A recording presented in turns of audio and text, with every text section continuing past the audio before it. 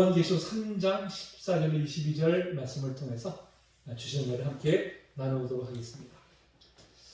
저는 이제 요새는 좀 안 그러는데 예전에 제가 커피 마실 때는 아주 이제 뜨거운 물에 그 커피를 타서 마시지 않으면 커피 맛을 제가 제대로 느끼지를 못했어요. 예전에는 온수기에서 나오는 이제 그 물에도 제가 커피를 타 먹지를 않았었습니다. 제가 이제 어릴 때 저희 할머니께서 그렇게 교육을 시키셨어요. 남자는 모름지기 뜨거운 걸 잘 먹어야 된다. 이렇게 가르치셔가지고 막 천장이 되는데도 뜨겁다는 소리도 못하고 이제 이렇게 먹었던 이제 그런 그 기억이 있습니다. 그러다 보니까 제가 유달리 좀 뜨거운 걸 좀 잘 먹는 바로 이제 그런 편이에요. 하지만 우리가 이제 물을 마실 때 여러분 어떤 물을 잘 드십니까? 미지근한 물을 잘 드세요? 미지근한 물을? 근데 이제 지금 같은 때 괜찮은데 날씨가 더울 때 미지근한 물을 마시면 어떨까요? 역겹죠? 잘 마시지가 않잖아요. 토하고 싶은 그런 생각이 들잖아요. 그렇죠? 네, 사람도 마찬가지 같아요. 사람들. 왜 뜨든 미지근하다는 표현하잖아요. 저 사람 좀 뜨든 미지근해. 자, 어떤 사람을 향해서 그런 말을 하죠? 이것도 아니고 저것도 아닌 사람이죠. 도대체 뭘 생각하는지도 모르겠고 행동도 일관되지 않고 하는 사람들한테서 우리가 좀 뜨든 미지근하다 이렇게 표현하잖아요. 어떤 결단도 하지 못하고 분명한 자기 의사도 없고 그냥 그렇게 하는 사람들을 우리가 이제 좀 뜨든 미지근한 사람이다 이렇게 표현합니다. 그 사람들은 어때요? 인공관계 속에서 별로 가까이 하고 싶지 않잖아요. 그렇잖아요. 네. 이렇게 좀 인공관계 속에서 좀 소외되는 그런 경향들을 우리가 보이는 것을 볼 수 있습니다. 네. 교회도 마찬가지죠. 교회도. 오늘 본문에 보니까요. 차지도 않고 뜨겁지도 않은 교회. 그런 교회는 뭐라고 했어요? 토하여 버리겠다고 말씀하세요. 토하여 버리겠다. 네. 참 정말 무서운 말씀이잖아요. 주님께서 너희는 차갑지도 않고 뜨겁지도 않기 때문에 내가 너희를 토하여 버리겠다고 말씀하십니다. 그것이 만약에 우리 교회에 향하신 주님의 음성이라고 한다면 여러분 우리가 얼마나 질투스러운 일입니까? 오늘 우리가 본 말씀을 통해서 우리가 어떤 교회를 지향해야 되는지를 또 한번 우리가 말씀을 통해서 함께 나누도록 하겠습니다. 자, 우리가 이제 계속해서 요한계시록 2장 3장 말씀을 통해서 일곱 교회에 주시는 말씀을 이제 나누고 있죠. 우리가 이제 지금 세 번째 시간으로 이제 이렇게 지금 나누고 있습니다. 오늘 특별 마지막 시간으로 이제 라오디게아 교회에 주신 말씀이죠. 라오디게아라는 곳이 이제 우리도 뭐 소아시아 지방, 지금 이제 터키 지방이죠. 터키 지방에 있는 이제 바로 그 지역인데요. 그 지역 주위에 이제 골로새서를 쓴 바로 이제 골로새 교회가 있는 골로새 지역이 있고 히에라볼리라는 도시가 있고 그 도시가 이제 삼각형을 이루고 있는 바로 이제 그런 도시의 좀 중심적인 바로 이제 이런 도시라고 합니다. 이 도시가 교통이 발달하다 보니까 일찍이 이제 상업이나 뭐 제조업이나 특별히 의술이 발달했어요. 의술. 그리고 이제 행정의 중심지였던 바로 이제 그런 곳이었습니다. 여러분 우리가 우리 한국에서도 보면은 서울이 어때요? 다 몰려 있잖아요. 모든 것이 다 몰려 있잖아요. 우리나라의 부라든지 뭐 모든 것이 다 이쪽으로 몰려 있잖아요. 그렇듯이 바로 이제 이 라오디게아라는 지역도 이제 그 교통이 편리하고 행정 중심이다 보니까 이제 그쪽에 이제 많은 사람이 이제 몰려 있어가지고 그런 것은 어때요? 부유하죠. 돈이 막 넘쳐나는 이제 바로 이제 그런 지역, 이게 바로 이제 이 라오디게아라는 지역입니다. 자, 라오디게아 교회는 이제 누가 세웠을까 보니까 바로 이제 에바브로디토가 이제 세운 것으로 이렇게 보여져요. 골로새서 4장 12절 13절에 보니까 그렇게 지금 말씀하고 있죠. 그리스도 예수의 종이 너희에게서 온 에바브라가 너에게 문안하느니라 그랬어요. 에바브라가 그가 너희와 라오디게아에 있는 자들과 히에라볼리에 있는 자를 위하여 많이 수고한 것을 내가 증언하노라 그랬어요. 그러니까 지금 이 에바브라가 바로 지금 이 라오디게아와 히에라볼리에 있는 교회를 담임하고 있는 것을 이제 그렇게 지금 이제 말씀하고 있는 것을 볼 수가 있습니다. 바로 이제 이 교회를 향해서 주님이 지금 이제 말씀을 전해주고 계시죠. 계시는데 자, 그러면 이 교회를 향해서 주시는 그 주님은 누구로 소개되고 있습니까? 14절에 보니까 아멘이시요 충성되고 참된 증인이시요 하나님의 창조의 근본이시니 이렇게 자, 세 가지를 표현하고 있죠. 첫째는 뭐예요? 아멘이시요. 아멘이 뭐예요? 네, 그렇습니다. 진리입니다. 바로 이제 그런 표현이잖아요. 그렇죠? 예수님은 어떤 분이십니까? 진리가 되신 분이시죠. 진리가 되시는 바로 이제 그분이심을 바로 이제 아멘이라고 하면서 이제 여기서 말씀하고 있습니다. 또 충성되고 참된 증인이시라고 했어요. 충성되고 신실하신 분이시죠. 신실하신 분. 그리고 참된 증인이라고 표현했습니다. 무엇의 증인일까요?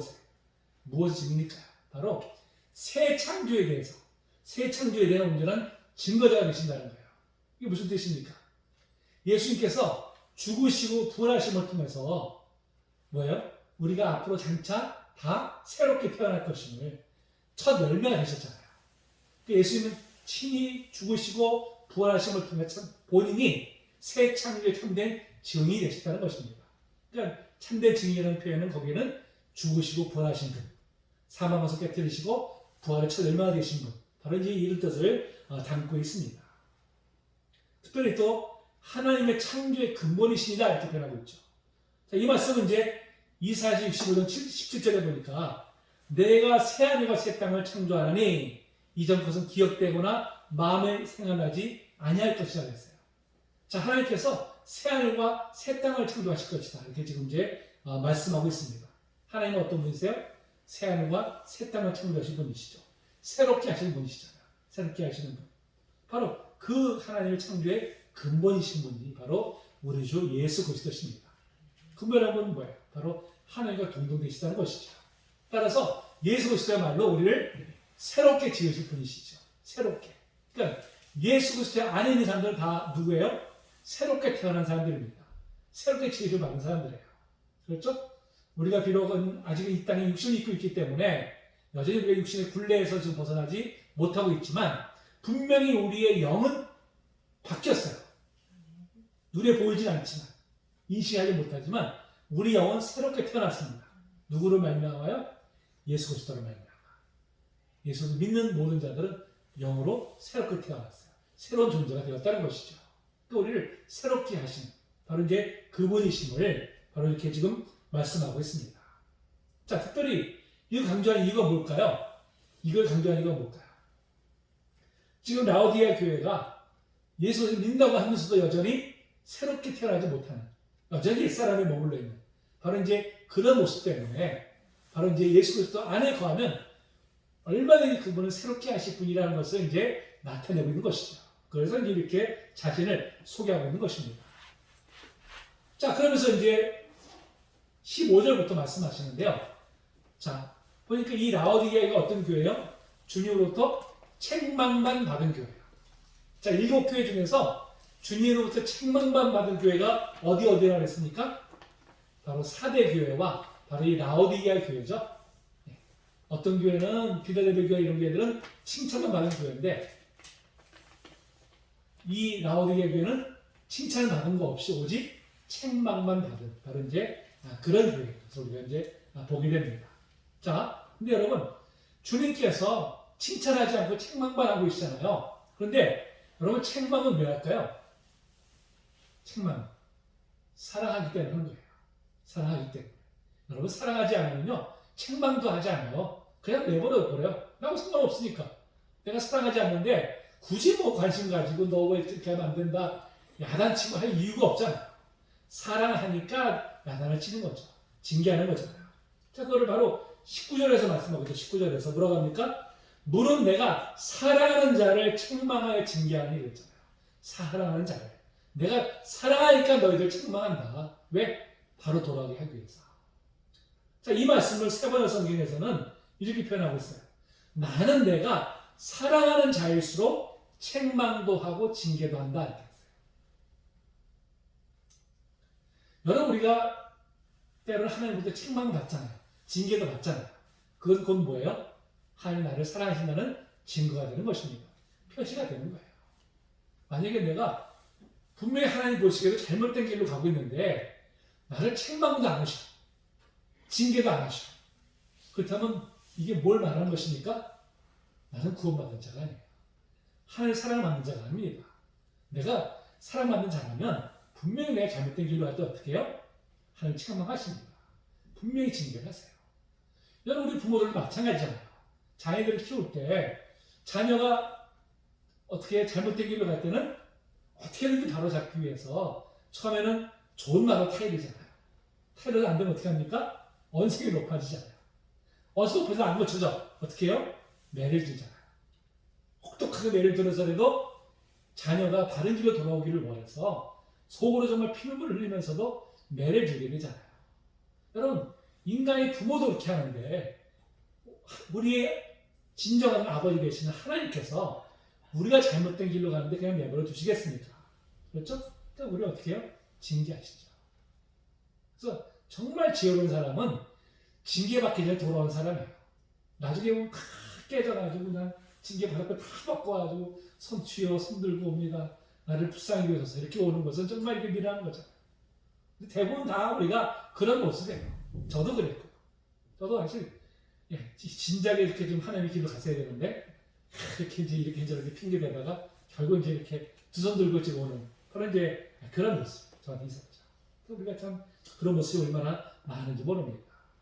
근데 참 놀라운 것은 뭐냐면요. 그 징계를 통해서 우리가 다듬어진다는 거예요. 그 징계를 통해 우리가 교제져간다는 거예요. 우리의 잘못된 성품들이 우리 안에서 이것이 이제 제거되기 시작하죠. 그 징계를 통해서. 그렇죠? 그럼 우리가 순금도 그랬잖아요. 순금이 그냥 얻어진 게 아니잖아요. 순금 안에 얼마나 불순물들이 많습니까? 그 불순물들을 어떻게 해요? 불 속에다 집어넣다가 꺼내가지고 또 망치로 두들겼다가 또 물속에 집어넣다가 또 망치로 두들기고 이런 과정을 거쳐서 그 안에 붙어있는 불순물들이 다 제거될 때 순금이 이제 나오게 되잖아요. 우리도 똑같은 것 같아요. 우리도 보면 우리 안에는 옛 성품이라는 게 이 그냥은 잘 안 없어지더라고요. 잘 안 없어. 그러다 보면 어떻게 해요? 하나님께서 징계를 받아가지고 이제 징계를 받으면 징계받는 과정 속에서 이제 우리 안에 있는 불순물들이 옛 성품들이 이제 이것이 이제 제거되기 시작하죠. 그래서 우리가 정말 정결한 모습으로 우리가 하나님 앞에 나오는 것입니다. 그래서 욥이 뭐라고 고백했어요? 내가 순같이 나오리니 이렇게 고백했잖아요. 순같이 나오는 게 뭐예요? 욥의 그 무서운 징계를 통해서 더욱더 정결한 모습으로 하나님 앞에 이제 나아가게 노력하는 이제 그런 고백인 것이죠. 우리가 모든 것을 합력해서 선을 이루신 분이십니다. 때때로 우리의 실수나 우리 잘못까지도 그까지도 합력해서 선을 이루시서 우리를 더 아름답게 빚어가시는 분이 바로 우리 하나님이시죠. 우리를 새롭게 창조하신 분이십니다. 자, 그러면 도대체 이 라오디아 교회가 어떤 교회였길래 자, 칭찬은 받지 못하고 이렇게 책망만 받았을까요? 자, 15절 보니까 뭐라고 말씀합니까? 네가 차지도 아니하고 뜨겁지도 아니하다 그랬어요. 차지도 아니하다. 또 17절에 보니까 네가 말하기에 나는 부자나 부여에 부족한 것이 없다 하나 네 곤고한 것과 가난한 것과 눈먼 것과 벌거운 것을 알지 못하는 거다 그랬습니다. 자, 라오디아 교회가 주님으로부터 책망받은 이유가 두 가지가 나와 있어요. 첫째가 뭐예요? 첫째가 차지도 않고 뜨겁지도 않다는 것이죠. 이것도 아니고 저것도 아닌 것이죠. 여러분, 우리가 이 인생에 있어서요 가장 정말 비참한 인생이 뭘까요? 여러분, 돈 없는 게 비참한 거 아닙니다. 그렇죠? 권력을 놓친 게 비참한 것이 아니에요. 왜 살아야 되는지 목적도 알지 못한 채 그냥 살아가는 인생. 사실 그 인생이 가장 비참한 인생이죠. 그런 인생은 뭐예요? 열정이 없어요. 그렇죠? 뜨거움이 없습니다. 그 삶 속에. 왜 해야 되는지 모르니까 열정이 따를 수가 없는 것이잖아요. 그렇죠? 그런 인생은 정말 참 비참한 인생이 아닐 수가 없는 것입니다. 교회도 마찬가지죠. 교회가 이 존재 목적을 모른 채 우리가 신앙생활 한다면 우리 안에 뜨거움이 있을 수가 없는 것이죠. 열정이 있을 수가 없는 것이잖아요. 그래서 우리가 무엇보다도 분명한 목적을 가지고 나가야겠죠. 그렇죠? 왜 우리가 존재해야 되는지, 교회가. 왜 우리가 주님 안에서 우리가 신앙생활 하고 있는지를 우리가 분명한 목적을 알고 우리가 나아갈 때, 그럴 때 우리가 그 열정을 알고 우리가 나아가게 될 줄로 믿습니다. 자, 심체적으로 말씀하고 있어요. 이같이 미지근할 뜨겁지도 아니하고 차지도 아니하니 내 입에서 너를 토하여 버린다 그랬어요. 자, 이 말씀은 왜 이렇게 말씀하셨냐면요. 바로 이 라오디게아 이 지역에서 이제 그 위에 이제 히에라볼리라는 곳에서 이제 온천수가 나와요. 온천수가. 굉장히 약효가 좋은 그런 온천수가 나오는데 거기서부터 이제 라오디게아까지 한 10km 정도의 이제 수도관을 연결해가지고 이 온천수가 이쪽으로 흘러 들어와요. 들어오는데 그 히에라볼리에서는 굉장히 약효가 좋은 옹초수인데 이게 이제 10km를 지나다 보니까 어떻게 돼요? 미지근해 버리는 거예요. 뜨겁지도 않고 그냥 미지근하다 보니까 실제로는 이 라오디게의 이 물이 도착하면 그 물은 사실 이렇게 온수수 같은 그런 뜨거운 약효가 없어요. 별로 효용이 없는 바로 이제 그런 물이 돼버리는 것이죠. 그러니까 이제 그걸 아예 식혀서 쓰든지 아니면 다시 데우든지 이렇게 해야지 그냥은 이제 못 쓰는 바로 이제 그런 물이 돼버리는 것입니다. 바로 주님은 그것을 지금 비유로 말씀하시는 거예요. 그거를. 그러니까 너희가 그 뜨거운 물이 처음에 왔을 때 그것이 시간이 지나면 어떻게 돼요? 경과하다 보니까 그냥 식어져 버린 것이죠. 식어져 버린. 그럼 주님은 토해 버렸다 말씀하세요. 자, 그런데 여기서 뜨겁지도 않고 차갑지도 않다 말씀하고 있잖아요. 그럼 뜨거운 것은 알겠어요. 우리가 열정을 가지고 하는 말씀입니다. 근데 차갑다는 건 도대체 뭘까?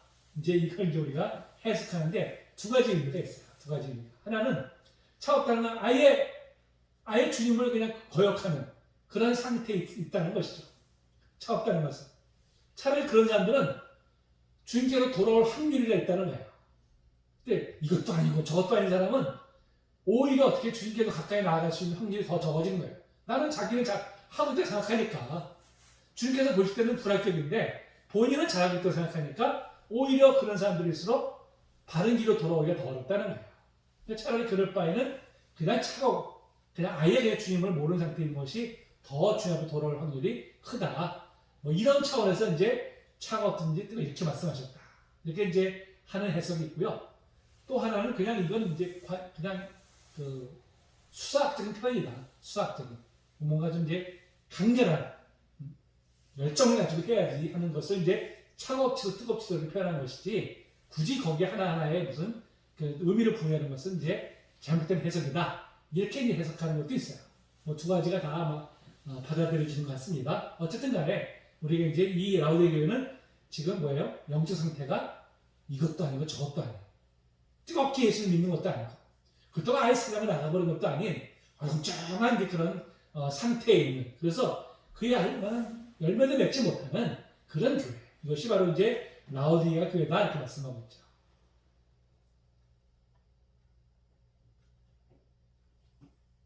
이런 사람들은 사실 자기가 도대체 지금 어디인지를 모르고 있어요. 자기 위치가 어딘지를 모르다 보니까 그냥 그 상태가 그냥 자기는 잘하고 있다고 생각하고 가는 거야. 근데 참 사실 우리가 사실 이런 생각에 빠질 때가 좀 많잖아요. 빠질 염려가 사실 굉장히 많은 것입니다. 그래서 우리가 참 두려운 것이죠. 그 자체가. 자, 두 번째가 뭐라고 했습니까? 17절에 보니까 내가 말하기 나는 부자라. 사실 그 라오디게가 아까 말씀드렸던 듯이 굉장히 그 물질이 풍부한 그런 지역입니다. 그러다 보니까 돈이나 흥청, 다행히 다 풍부한 지역. 다 그냥 뭐 물질적으로 어려움이 없는 그런 상태에 있어요. 그러니까 거기에 이제 취해버리는 것이죠. 거기에 취해버리다 보니까 영적으로는 가난함에도 불구하고 깨닫지 못하고 있다는 거예요. 그냥 그걸로 만족하고 있다는 것이죠. 지금 이제 라오디게아 교회가 바로 그렇다는 것입니다.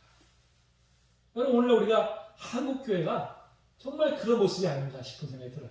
우리가 70년대까지 이렇게 80년대까지만 해도 우리가 정말 아직 그때는 경제적으로 어려운 시대를 지났었잖아요. 지나다 보니 그때는 참 교회에 와서 정말 열심으로 크리스천들을 했어요. 열심히 하나님께 가서 구했습니다. 근데 90년대 지나면서부터 이제 물질적으로 이제 풍요로워지기 시작하면서부터 점점 어떻게 됐어요? 영적으로 쇠퇴하기 시작했어요. 이건 한국교회만이 아니라 전 기독교 역사를 들여다보면 어디나 똑같습니다. 물질로 풍요로워지면 영적으로는 반드시 뭐예요? 피폐해지게 되어 있어요. 쇠락하게 되어 있습니다. 그러면서도 자신을 모르네요. 지금 바로 이제 라오디게아가 바로 그렇다는 것이죠. 외적으로는 막 풍요롭고 가진 것도 많고 사람들이 부러워할 만큼 그런 모든 걸 다 소유하고 있는 그런 상태지만 주님께서 보실 때는 어때요? 주님 볼 때는 네 곤고함, 가련하고 눈 벌고 벌거벗다 이렇게 표현하고 있습니다. 겉으로 볼 때는 다 가진 것 같았는데 주님께서 볼 때는 뭐예요? 눈 멀고 가난하고 가련한 바로 이제 그런 상태들이 있다는 것이죠. 그런데도 뭐예요? 그들은 알지 못하고 있습니다. 자신들이 그런 영적 상태의 노인조차도 전혀 지금 알지 못하고 있는 바로 이제 그런 모습이죠. 그래서 여러분 이런 상태를 이렇게 해서 뭐라고 표현할까요? 풍요 속의 빈곤입니다. 풍요 속의 빈곤. 겉으로 볼 땐 굉장히 풍요로운 것 같은데 실은 뭐예요? 영적으로 빈곤 상태인 것이죠. 오늘날 우리가 이 물질이 정말 이 인류 역사에 가장 풍부한 시대를 우리가 살아가고 있어요. 가장 풍부한 시대. 자, 그러면 그렇게 풍부한 시대를 살아가면 사람들의 만족도도 높아져야 되고요. 그렇죠? 만족도도 높아지고 더 여유 있게 살아야 되는데 어떻게 해요? 반대 현상이 나타나고 있잖아요. 우리가 사실은 우리 세대가 지금 다 이제 50년대부터 다 거쳐온 세대잖아요. 우리가 젊은 가난할 시절부터 우리가 다 지나와 봤는데 오히려 우리가 그 가난했던 시절에는요 여유가 있었어요. 이웃을 돌아보는 그런 참 따뜻한 마음들이 있었습니다.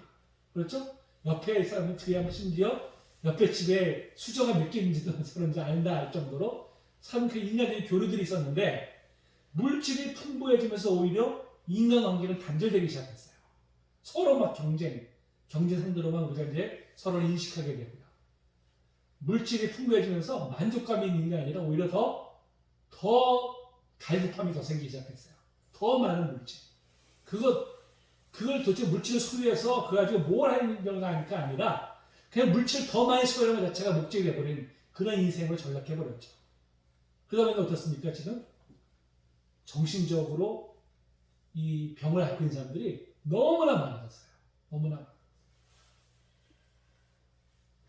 예전에 우리가 사실 정신과 간다는 것 자체는 이 정신병 이거 좀 우리가 사실 좀 꺼려했잖아요. 지금은 여러분 그 정신과들이 얼마나 많아졌는지 몰라요. 이게 뭘 변제하는 겁니까? 그만큼 지금 병들어 있다는 거예요. 그만큼. 심지어 아이들 한참 정말 사랑수 자라가야 될 아이들이 정신과를 지금 출입들을 하잖아요. 이게 다 뭡니까? 풍요 속의 빈곤이잖아요. 물질적인 풍요로움을 누릴지 모르지만 오히려 영적으로는 더 쇠퇴해져 가는 오히려 이제 그런 정말 아이러니한 세계 속에서 우리가 지금 살아가고 있는 것이죠. 바로 라우디아 교회의 모습이 오늘날 현대의 모습이다. 이렇게 이제 말씀을 드릴 수가 있습니다. 우리가 참 겉으로 우리가 어떻게 풍부한 것을 우리가 그걸 가지고 우리가 척도를 삼고 그것을 부러워하고 해서는 결국 뭐예요? 그것이 영적으로 주님과 더 멀어지는 꼴이 된다는 것이죠. 그래서 우리가 이 교회가 세상을 쫓아가면 안 되는데요. 세상의 가치관을 우리도 어느샌가 쫓아가고 있어요. 세상의 가치관은 뭡니까? 더 크게, 더 화려하게, 더 많은 것. 이게 다 덕이 되어버렸어요. 그게 선이 되어버린 세상이잖아요. 근데 교회가 지금 그걸 추구하고 있다는 거죠. 교회를 더 크게 짓는 것, 성도들이 더 많은 것. 그게 만약 온지 목표가 되어버리는 이런 정말 그 안타까운 현실이 이제 일어나고 있잖아요. 지금 이 코로나에 하여튼 우리가 정말 교회가 정말 직격탄을 맞았는데요. 지금 이제 아마 정확한 통계는 안 나왔지만 최하 아마 30% 이상이 성도 수들이 지금 감소하는 것으로 지금 이렇게 추산되고 있어요. 그동안 이제 그냥 명목상으로 이제 그렇게 신앙생활 했던 분들이 코로나 딱 터지면서 비대면으로 전환되면서 그냥 이때가 쉽구나 하면 자연스럽게 이제 교회를 떠나가 버리는 이런 현상들이 이제 생겨나게 된 것이죠. 그 모두 어떻게 한 거예요? 교회가 본질을 잃어버렸기 때문에 그런 것이죠. 세상의 가치관을 교회가 쫓아가니까 그러니까 바로 이런 현상들이 생겨난 것이 아닌가 그런 생각이 듭니다. 자, 바로 이렇게 라오디아 교회는 바로 이것도 아니고 저것도 아닌 그런 상태에 머물러 있었고 외적으로는 부유함을 누릴지 모르지만 사실 영적인 빈곤에 있는 바로 그런 상태에 있는데 자신들이 깨닫지 못하고 있었던 것이죠. 그걸 주님께서 지금 책망하고 계시는 거예요. 자, 그런데 주님은 책망만 하시지 않습니다. 자, 그런 상태에서 속히 벗어나기를 원하시죠. 자, 그 벗어나기 원하는 것을 세 가지로 지금 말씀하고 계십니다. 18절에 보니까 뭐라고 말씀합니까? 내가 너를 권하노니 그래서 권하노니 권한다면 주님께서 권면하신 것이죠. 자, 빨리 이렇게 너희들이 좀 돌아와라. 자, 뭘 말씀하십니까? 내게서 불로 연다는 금을 사서 부유하게 하고 흰옷 사서 입어 벌건 수치를 보이지 않게 하고 안약을 사는 눈에 발라 보게 하라 그랬어요. 자, 세 가지 말씀하고 있죠. 불로 연다는 금을 사라. 흰옷을 사서 입어라. 안약을 사라. 이렇게 세 가지를 사라고 권면하고 있죠. 자, 분류한다는 금은 뭡니까? 분류한다는 금. 우리 안에는 옛사람의 성품. 그렇죠? 세상의 가치관, 이런 것들을 다 어떻게 해요? 씻어내는 것이죠. 씻어내서 정결한 삶을 사는 것이죠. 정결한 삶. 그렇죠? 자, 베드로서 1장 7절에 보니까 너의 믿음이 확실함은 불로 연단하여도 없어질 금보다 더 귀하여 예수 그리스도께서 나타나실 때에 칭찬과 영광과 존귀를 얻게 할 것입니다. 이렇게 말씀하고 있어요. 불로 연단하여도 없어질 금보다도 어떻게 해요? 더 귀한 그런 믿음. 어떤 환난 가운데서도 결코 믿음을 버리지 않냐는 바로 이제 그 믿음을 지금 이제 말씀하고 있는 것입니다. 바로 이런 믿음을 우리에게 이제 가지라고 말씀하는 것이죠. 자, 그 다음에 흰옷을 사서 입으라 그랬어요. 흰옷은 뭐예요? 거룩한 생활을 의미하는 것이죠. 거룩한 생활. 세상의 가치관에 휩쓸리지 말고 그리스도인으로서 합당한 거룩한 생활을 이제 하는데 힘을 쓰라고 이제 이렇게 말씀하고 있습니다. 자, 그 다음에 이제 안약을 사서 바르라 그랬어요. 안약을 사서. 당시 이 지역이 안가 대역이 있었다고 해요. 안가 대역. 그래서 특별히 이 눈 쪽으로 질병인 사람들이 이곳에 와서 많은 이제 치료를 받았다고 합니다. 여러분, 그렇게 특효약도 영적인 속의 눈을 뜨게 하지 못하잖아요. 영적인 눈은 누가 뜨게 해줘요? 주님만이 뜨게 해주시죠. 주님만이. 그러니까 영적인 눈을 밝게 뜨라는 것이죠. 지금은 눈은 떠 있는 것 같이 육신의 눈은 떠 있지만 실은 영적인 눈이 가려져 있어가지고 자신들이 어떠한 처지인 일을 지금 어떤 상황인지를 전혀 모른다는 말씀이죠. 그냥 빨리 영적으로 너희들이 눈을 떠서 너희 자신을 봐라 이렇게 지금 말씀하고 있는 것입니다. 자, 세 가지를 이제 사라고 말씀하세요. 누구에게 사야 됩니까? 주님께 사죠. 주님께. 여러분, 근데 이사야서 55장 1절에 보니까요. 너희 모든 목마른 자들아 물러나오라. 돈 없는 자들 오라. 너희는 와서 사 먹되 돈 없이 값없이 와서 포도주와 젖을 사라 말씀하고 있어요. 주님께 나오면 주님께서 값없이 주신다는 거예요. 값없이. 그렇죠? 값없이 주신다는 거예요. 이것이 바로 이제 값없는 은혜입니다. 자, 그다음에 19절에 보니까 뭘 써옵니까? 19절에 두 번째로 네가 열심을 내라 회개하라 말씀하고 있어요. 회개하라. 빨리 회개하고 이제 돌이키라는 것이죠. 지금 너희들이 영적 상태 어디인지를 알고 빨리 거기서 이제 돌이키라고 말씀합니다. 돌이킬 때 바로 이제 열심히 바로 이제 회복되는 것이죠. 그냥 우유부단하고 이것도 아니고 저것도 아닌 그런 상태에 머무르지 말고 속히 회개해서 처음에 그 초심으로 첫 믿음의 그 자리로 다시 이제 돌아오려고 하는 것입니다. 마지막으로 이 건면 말씀 20절입니다. 우리 너무나 유명한 말씀이잖아요. 볼지어다 내가 문 밖에서 두드리노니 문이 내 음성을 듣고 문을 열면 내가 그 안에 들어가 그거 더불어 먹고 그는 나와 더불어 먹으리라 했어요. 자, 여러분 이 말씀을 가지고 유명한 그림도 있잖아요. 그림들 다 보셨죠? 예수님께서 그 문 밖에서 문을 두드리시는 그 장면이잖아요. 그렇죠? 근데 거기 보면요. 문고리가 없어요. 밖에서. 안에서 문을 열어줘야만이 들어갈 수 있게 되어 있습니다. 그건 뭐예요? 우리가 우리 마음을 스스로 열어야지 주님께서 강제로 문을 열고 들어오시지 않는다는 거예요. 주님은 인격이시기 때문에. 그런데 우리가 종종 이 말씀을 불신자들을 전도할 때 쓰는 말로 우리가 착각해요. 근데 여러분 지금 누구에게 주신 말씀이에요? 라오디게아 교회에 주신 말씀이잖아요. 이미 예수를 믿는다는 사람들이 주신 말씀이에요. 뭘 말하는 것입니까? 우리가 예수 믿는다고 하면서도 여전히 예수님을 내 마음속 자리에 모시지 않고 밖에 그냥 우리가 지금 방치하고 있다는 것이죠. 방치하고 있다는 것이죠. 자, 어떻게 예수께서 그에게로 들어가 그와 더불어 먹고 그런 나와 더불어 먹으라 했어요. 식탁교제. 우리 옛말이 있잖아요. 먹는 끝에 친해진다고. 그렇죠? 사람은 먹는 끝에 친해지는 거예요. 가족도 다른 말로 표현하면 뭐랍니까? 식구야, 식구. 먹어 식자 입구자. 같이 먹는 사람이 가족이에요. 같이 먹는 사람. 우리가 참 요새 교회가 이제 코로나 때문에 식사를 못 하잖아요. 그러다 보니까 이제 교제를 잘 못 해가지고 너무 예배 끝나면 막 다들 이렇게 같이 다 보니까 이거 참 너무 좀 안타까운 마음이 참 많이 들기도 하고요. 그래서 좀 이렇게 이번 주부터는 좀 그래서 좀 차량 운행을 좀 늦게 한 10분, 15분이고 좀 늦게 출발을 해서 그 시간 동안에도 좀 이렇게 말씀 좀 나누시고 그리고 좀 이렇게 가셨으면 하는 이제 그런 바람입니다. 이렇게 하여튼 간에 우리가 이제 같이 식사할 때 서로 흉금을 터놓고 이제 우리가 이제 말을 나누잖아요. 그래서 주님이 그렇게 하고 싶으시다는 거예요. 우리하고 그렇게 서로 같이 식사하면서 흉금을 터놓고 서로 속내를 얘기하는 그런 관계. 주님이 바로 우리가 그런 관계를 되고 싶으시다는 거예요. 그냥 주님을 믿어가면서도 밖에 주님을 세워놓는 그런 믿음이 아니라 그건 사실 믿음이 아니죠. 그건 온전한 믿음이 아니죠. 여러분 지금 우리는 예수님을 어디에 두고 있을까요? 문 밖에 세워두고 있습니까? 내 그 심령 속에 지금 모시고 계십니까? 내 심령 속에 모시고 계신 줄로 믿습니다. 근데 라디오가 교회는 주님을 믿는다고 하면서도 주님을 지금 뭐예요? 문 밖에 세워놓고 있는 거예요. 여전히 자기의 삶의 주인은 자기예요. 주님과 친밀한 교제를 하지 않고 있는 거예요. 거기서 무슨 주님의 은혜를 받고 어떻게 주님을 닮아가는 모습이 될 수 있겠습니까? 어떻게 하라고요? 속히 주님 마음을 열고 주님을 이제 모셔드리는 것이죠. 주님과 친밀한 교제를 하는데 우리가 힘을 써야 한다는 것입니다.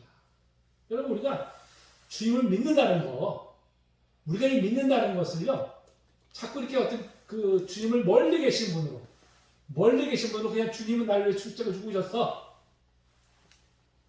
그냥 그분 나를 구세주야 하고 그냥 그분을 그렇게 멀리 계신 분으로만 우리가 인정해 드리는 게 그게 믿음이 아닙니다. 참 믿음은 뭐예요? 그분과 내가 어떻게 해요? 친밀한 교제를 나누는 것이 믿음이에요. 그분이 내 삶의 주인이 되셔서 그분과 내가 온전한 연합의 관계를 들어가는 게 그게 바로 온전한 믿음인 것입니다. 우리는 결코 믿음을 하나의 관념적으로 여기면 안 되죠. 인격적인 겁니다. 그렇죠? 인격적인 것을. 우리가 주님과 늘 친밀한 교제를 우리가 나누는데 우리가 힘을 써야 될 줄로 믿습니다. 무엇보다 우리가 이 말씀과 기도를 통해서 늘 우리 주님과 호흡하듯이 우리가 주님과 교제를 해야 돼요. 그럴 때 우리 영이 회복이 되고요. 우리 영이 정말 주님을 닮아가는 모습으로 나아가게 될 줄로 믿습니다. 우리가 라우디게를 통해 주신 교훈이 무엇입니까? 정말 우리가 우리의 믿음이 정말 뜨거운 믿음이 되게 없었어. 열정 있는 믿음이 되게 하시고, 그리고 외모로 겉으로 보여지는 것에 우리가 주안점을 두는 믿음이 아니라 정말 우리가 인격적으로 주님과 온전히 하나가 되는 그런 그 모습을 통해서 정말 주님을 닮아가는 모습으로 나아가는 우리가 될 수 있도록 우리를 인도하여 주시옵소서. 우리가 이렇게 기도하는 우리가 나아가기를 소망합니다.